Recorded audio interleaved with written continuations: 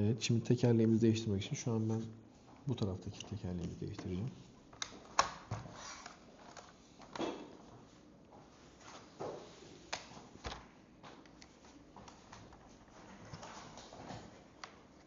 Önce içeride bulunan 3 tane vidayı söküyoruz.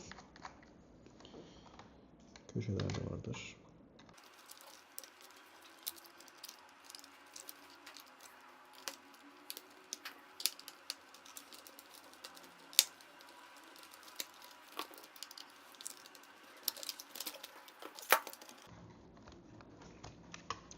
Sökerken dikkat ediyoruz.